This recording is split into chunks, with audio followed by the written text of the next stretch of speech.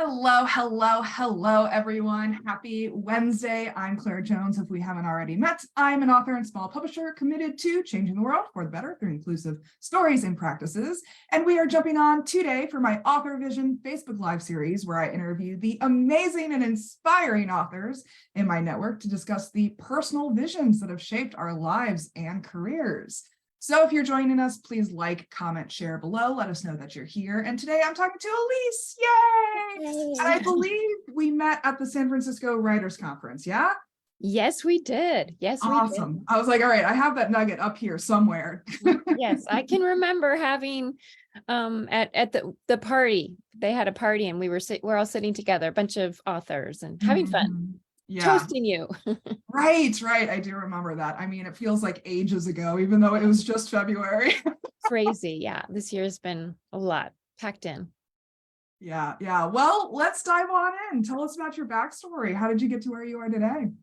Well, I actually started traveling when I graduated from college, and I got into palmistry, and then that led me to yoga and the chakras and all things metaphysical. And so that's kind of my backstory. I was pretty, I wasn't into anything metaphysical when I was in college. Let's put it that way. I had a best friend who was into being, consulting psychics. And I was just like, oh, that's a little odd. But then I think through travels, when you're traveling, you meet so many people and that you start to realize there's something else going on. Like I can kind of understand people and they don't speak my language. Yeah. I mean, we all come to, whether you call it metaphysical, whether you call it spirituality, whether you just call it woo-woo, like we all come to it in different ways. Absolutely. And I did have it in my family. I had a great, I think she was a great grandmother that predicted things. And I also had my mom. She didn't tell everybody. She just told a few people because she was a lawyer and she said she was psychic, but it was kind of like, don't tell anyone, that kind of thing. And I thought, oh, well, maybe I didn't get that part, Yeah. I mean, like I first discovered astrology in high school, and it was one of those tools where I'm like, man, I understand myself so much better knowing this information. And I think it's just self-awareness, but at the end of the day, woo-woo, spiritualism, metaphysical, it's kind of just like spicy neuroscience too. Yeah, I love that. I love that take on it too, because I really come at it from a practical standpoint too. And I studied gerontology, and I think gerontology is really for me where it's at, because it combines everything. That's just like astrology or anything metaphysical. We have to pull everything in. And when you look at someone's life, from if they're an older adult, that's kind of what you do in gerontology. You have to take everything from their moment of conception, their birth, like what led them to be who they are. And if you're a young person, you're going to be going towards aging. So it just takes in that holistic view. So that's why I love that kind of Western science or Western viewpoint. I mean, some people call it placebo effect. It's just what term you want to apply to it. Absolutely. Yeah. So how did metaphysical knowledge, interests, passions lead to today? I think I love to explore. I just kept reading. And like I said, some of my family members were sort of into more woo-woo stuff on my mom's side. I traveled and then I came back and I was reading these numerology books. And it's funny because I'm actually we had a flood recently. I'm finding some more numerology books that I don't even know this latest one. I don't know who it belonged to, but there's all these notes in it. It's from I think 1930s or 1940s. Wow. It might have been my great aunt. Yeah. And I found these books and then I was going around like I was obsessed with different things, palmistry, numerology, and not so much astrology. There was a certain, he's an astrologer and a palmist, Cairo. And I had an autograph book. I've since lost this book, but we had an autograph copy that my grandparents had owned. Wow. And, I just was going around telling everybody about it. And one of my friends from college, her roommate was studying at this place called the Berkeley Psychic Institute. And I think I was like, look, this is what I'm into. And she's like, oh, you should come in and take some classes. And so I started taking classes. And then from there, I started writing because I had always just writing came easily to me. Books were always a big part. I told you many family members had numerology books.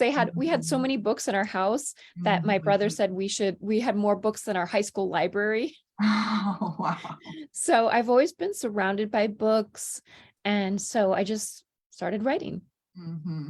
I always say that it tells you something about a person where they go first for information. Like, do they go to friends? Do they go to the bookstore?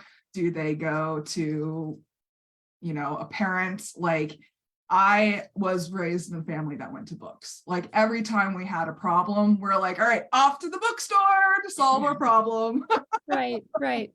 Yeah, the bookstore or the library. Yeah, exactly. I mean, books are always there for us to provide that advice, that guidance, that inspiration, that entertainment, whatever we're looking for in that moment. Yeah, I love books. Yeah. And so writing started for you at an early age, later age? Well, I didn't start writing books till I was in my 30s, I'd say. And I don't know if you call that, I think it was pretty early, but not from my teenage years. And I think, writing a book now, it seems a little different, but the first time I wrote a book, I remember just being so nervous about it, just thinking like, who am I to write a book? But once you write a book, you're like, who am I not to write a book? Let's do another. Yeah, exactly. And you just start to realize, like, two things about books for me are, A, it's a journey for me. I get to learn so much by writing that book, whatever it's about. And then the other thing is you get to put it out there in the world. And there's something, I get to go on interviews with someone like you. I get to put my ideas out there in the world and my viewpoint and just see where it lands. And I learn so much and I see how I can help people in different ways. So what kind of visions drove this journey? Like, what was your North guiding star in all of this? Yeah, that's a great question. I think when I started, I didn't really have that. I just knew that I had different ideas about the world and I couldn't really explain them. So along the way, I kind of discovered my why. And to me, my I guess you would call it a North guiding star is that I want the world to be more heart-centered. And I've learned that from the chakras. I saw that growing up. I was like, why? I was always the one in my family. My mom's a lawyer, as I mentioned. My brother was a debate champion. People were always bantering and bickering and a lot of intellectual fighting and other kinds of fighting too, but that's a whole other story. And I wanted kind of like peace and coming from the heart. I didn't quite understand that. And now through the chakra system, I see that I want us to come up into a higher realm. And so the chakras have been a really beautiful model because not that I'm apolitical, but they're not, they just make so much sense. I actually studied a lot of political science and political theory in college because I was curious about that too, the outer world and transformation. But what I found is if we don't change what's inside of ourselves, then we can't change anything outside. And I think we really need to move away from that power-centered way of viewing the world, like power over someone as opposed to inner power. Totally. I mean, politics is kind of like ethics in action, right? Yeah. Like, and it's not always an optimal. It's not always ethics. Yeah. Well, I mean, ethics can vary, like, whatever your moral values are as a political pundit or what have you, those are what shapes the policy that you create and you support and you promote. Yeah. So, we could go off on a tangent. I know, that's a whole nother podcast. Right. Yes. But I mean, this whole idea of kind of making the world a better place is something that I can really, really relate to. I mean, I say that all the time. Yeah, yeah, I totally agree. And that's also for me where gerontology comes in, because you do study policy. And I actually did co-write a chapter in a book called The Grand Challenges. Well, that's not the title of the book, but it's a social work textbook. So I don't expect anyone to buy it, but it is all about changing the world. And one of the grand challenges of social work is advancing long and productive lives for everyone very equitably. I love that. Social work is promoting long and equitable lives for everyone. Like, Yeah. I've never heard that definition, and that's changing a lot of things in my brain. Like, there's a lot of wheels turning on Right? Yeah.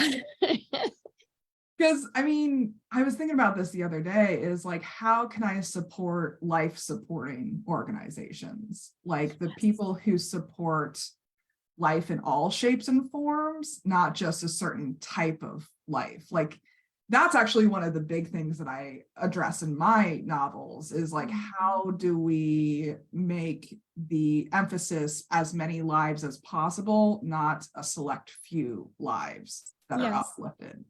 Yeah. Yes. I love that. That's so important. Yeah. Mm-hmm. And like, how do you see these themes impacted in your writing? Yeah, impacted in my writing. Well, one thing I'll just say that's interesting in our Western world, I think there's kind of a misnomer. And okay, I'm a yoga teacher also by by day, maybe by night. No, I write night and day, because I know you're going to ask me a little bit about when I write and my rituals and things. But I think that one of the things that we do get confused, we'll say like privilege, having money and things like that. We think that that's going to help you live a long life. And it does kind of in the Western world. But the interesting thing that I have been researching for a long time, and I'm trying to bring it into the Western world, is the blue zones. I don't know if you've heard of the blue zones. Yeah, totally. Yeah, the blue zones. Some people haven't. I just say that because sometimes I'll Yeah, launch into the blue zones and people are like, their eyes glaze over, like, Yeah, what's let's make a definition for the audience real Thank fast. you. A blue zone is a place in the world where the largest percentage of people living over 100 years, and there's 5 of them. We don't even need to go over them all, but they are all places. They're not wealthy places. They're mostly places where people have lived. They're isolated because people aren't living that modern Western, super stressed out, go, go, go kind of life. The one that's a little different is in Loma Linda, and that's the Seventh-day Adventists, and they kind of they isolate. Thank you. They self-isolate, which is interesting because it tells me that we could form our own communities that are uplifting. It's not about, having all this Western medicine, I'm not knocking it, but that's not going to get you to living a long life. It's habits that you have, it's social support. It is surrounding yourself with things that are important to you, taking care of yourself, but it's not necessarily all of the things that we're sort of thinking that are going to, like you said, life. I'm not sure what you said, but I also think of a life supporting. Yeah.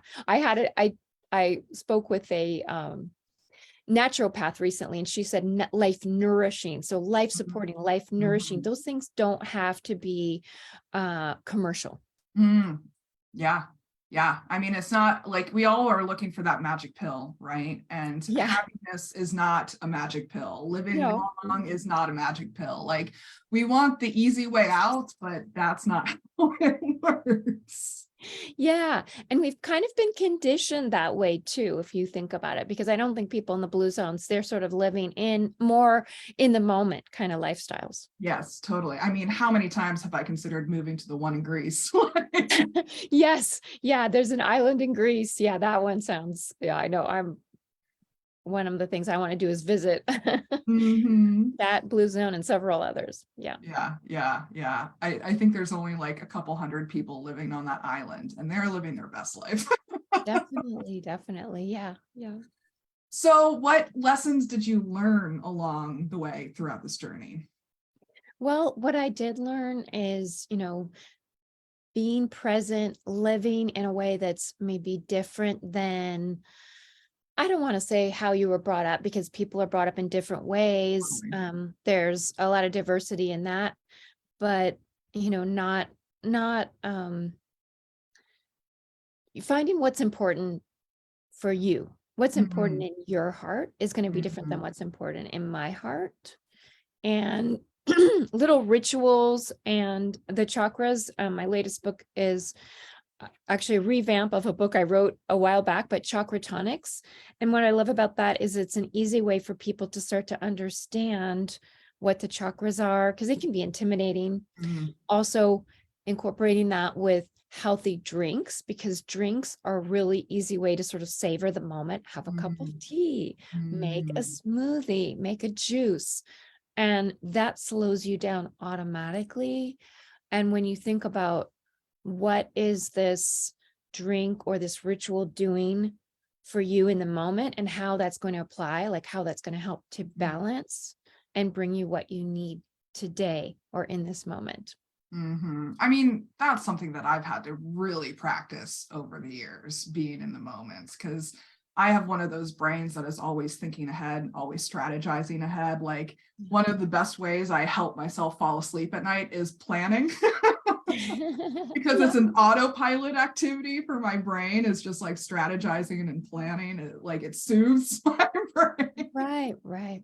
Yeah. But I actually got this tattoo that says now, because I I love needed that. to be in the now more often. I was like, I'm always thinking about what's coming next, but like what's actually happening in this moment. And that's critical to actually enjoying the life that you're living.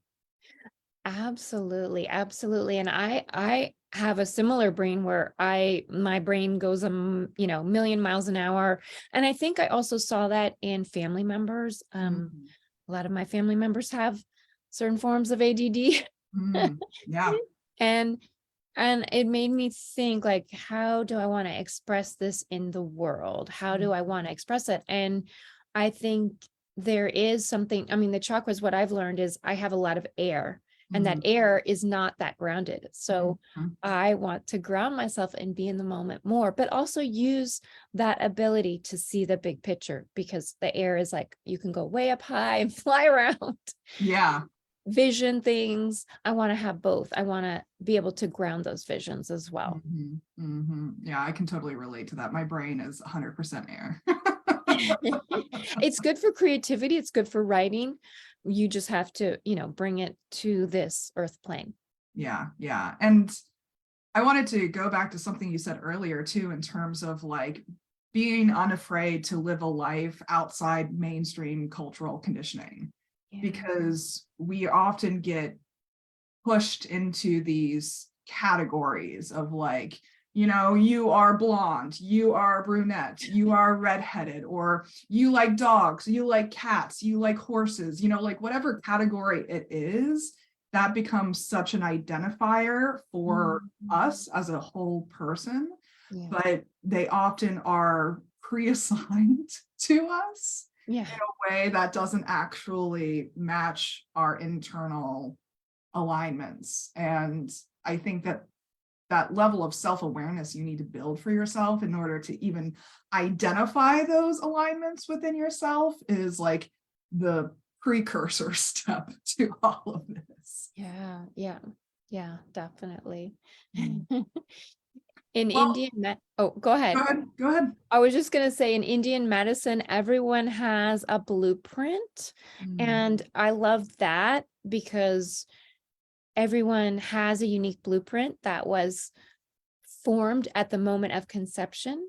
And mm, so the idea is you're always coming back into that balance. mm. And so it's an elemental profile. And I love that, because it doesn't have that judgment, or that, you're in this box or this category. Totally. You have your own, and you're looking for it, you're finding it. I think Mhm. some people superficially might want to fit in a category because it makes them comfortable, but in the long Totally. term, you're not going to be comfortable until you find Mhm. your blueprint, I believe. It's funny that you said that, because I've said on this podcast before, like, it really is painful to live your life acting like you're a purple person when really you're a blue person. Right. Like, purple is close enough to blue that you can kind of come off as blue sometimes, but in reality, you're just really blue. Yeah, that's a good one. Yeah. Yeah. So what were the practical tools or everyday practices that you used to support yourself throughout this journey as you pursued this making the world a better place vision? Right. Well, I've really used a lot of things I've learned from Ayurveda, and one of them is something called Dinacharya, and Mm, that's a daily ritual. Ayurveda is really kind of dialed into the seasons. It's not mm, astrology, although I love when people tell me about astrology. I'm just not an astrologer, but I mm, follow those seasons and how each season has a different energy. Even Northern California, we don't have the seasons as much. We have, it kind of all blends in, especially in certain regions. But you can see, like right now, we're having a really powerful spring and mm, lots of flowers, lots of blooming. So that energy is just coming. We can take that into our system. We can bring that in. And that's a seasonal rituals and daily rituals. So mm, thinking of that rhythm, being in the rhythm of the day. The sun comes up every day. The sun goes down every day. Whenever you choose to write or eat or all those mm, things, the more that you are in that sort of daily ritual, that helps to ground me. Some people don't need as much grounding, but for my air, I mm, need a daily ritual. I need to mm. wake up in the morning, do some movement that brings me into the now. I do some inspirational reading, listening to different things that help me and inspire me. I need to be inspired. If I'm not inspired, because that's what I'm here for, is to inspire people. If I don't feel inspired, I'm kind of like a nosedive. Yeah. Yeah, I mean, I can definitely relate to that. I need a lot of grounding as well in my day-to-day life. Like, I have almost no earth in my chart. Like, it's mostly fire, water with a little bit of air at the top. Yeah. Yes. Mhm. And so I really need that earth grounding element throughout my day. Like, throughout the pandemic, like the really bad year of 2020, where we were all just kind of like in shock still, I Mhm. had to spend a lot of time sitting in my backyard, just sitting in the grass and physically grounding myself before I had even really developed spiritual practices and rituals and stuff. It's like you need that foundation, that underground connection there. Yeah, definitely. Yes. What kind of practices do you use to ground yourself specifically? Well, I have a little dog. She's sitting by me. And I take her for walks, Mm, and I love to take her in nature. We have, places around the Bay Area. I don't always, I live near a park, so I go to the park a lot. I take her, and, taking your dog for a walk is just a very grounding activity. talk about being in the moment. Yeah, definitely. And, make sure I get plenty of sleep. Mm, I, make sure I get grounding foods. I really need to have regular meals, and that can go out the window in a heartbeat, because totally. it's so easy when you're an air type. Like, I will space out. I'll be like, oh my gosh, I get into micro focus and I'll be like, I've been writing for an hour, or I've been returning emails for an hour, and Yeah, I'm yeah. starving, because that's part of the body. Like, I really need to listen to my body, and I Mhm, teach what I need to learn. So mhm, in all my yoga classes, I don't teach like super physical yoga. I do mhm, gentle flow, mhm, gentle and restorative yoga. And my main goal is to get people to listen to their bodies, because mhm, that's what I need. And I'm best at teaching what I need. So mhm. it's like, listen to your body, because most of us, we don't listen to our body until we're, really hungry or really Mhm. exhausted. But your body is constantly sending you signals. They Totally. could be in the form of a a color, a picture. We just have to really tune in. And so I've worked on that my entire life, listening to my body. What does my body need today? I mean, we're culturally conditioned to ignore it. Like when we're kids, like it's like sit still in your seat, don't move, don't pay attention to your bodily urges. You can only go to the bathroom at these select times throughout the day. You can only eat at these select times throughout the day. And it's very regimented and very like, you should. And it really does take a lot of time to break those habits of being like, I need to be in this chair for 4 straight hours and I can't get up, I can't feed myself, I can't get water, it's pernicious.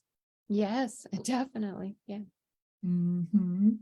Well, is there anything else you want to add as we wrap up for today? This has been a wonderful conversation. I know, I've really loved it. It's gone by so quickly. I'd say, that's just something that you could do. Put your hand on your heart and just take a moment and just really listen. What do you need right now? I don't think we do that enough. And that's a practice that everybody can benefit from. Maybe you're really tuned into what you need, but there's always going to be moments when you're feeling a bit disconnected. So I just always go back to yoga means union, finding that union, like you're saying, self-discovery. And we're constantly evolving. So we're going to rediscover ourselves in every moment. So put your hand on your heart, breathe, and listen to what you need right now. Yeah, I absolutely love that. I mean, it can just be a simple 2 to 3 minute practice too. Like this is something that I have advocated for years when I used to work with clients, is like just between meetings, like just have 2 minutes where you set a timer, check in with your body. Like it doesn't have to be a full half-hour meditation session. Like so many people think that it takes so much time to do this. And it's like, no, just set a timer, check in. It can be quick. Yeah, absolutely. Keep it simple. Right. KISS, the best acronym out of all of it. I agree. Yeah, definitely. Well, this is powerful stuff that we're talking about here. And audience, we definitely encourage you to share your own insights and stories and feelings with us as well. We'd love to know how visions like these have impacted you in your own lives. Special thanks to Elise for joining me. It's been a pleasure. Thank you so much. It's really been fun. So please comment, like, subscribe, check out linktr.ee/clairjoyance for all of my links. And then where can folks find out more about you? You can find out more about me. I'm on Instagram, Elise Marie Collins Yoga, and I'm also elisemariecollins.com. So thank you so much. Clairjoyance. I love that. Yeah, I'm a little bit of a clairvoyant, but I was like, I want to put a little like spin on it. It's a great spin because people can get way too serious about, Yeah. Like, yeah. Keep it light. Yeah. There's this one Abraham Hicks recording that I return to time and time again, is like, what do? I enjoy myself. For what purpose? To enjoy myself. Absolutely love it. And I'll make sure those links are available in the descriptions for easy access. And then until next time, please remember that you all have extraordinary stories inside of you. And I'm rooting for you as you use them to change the world for the better. Take care, everyone, and I'll see you next week. Bye. Thank you.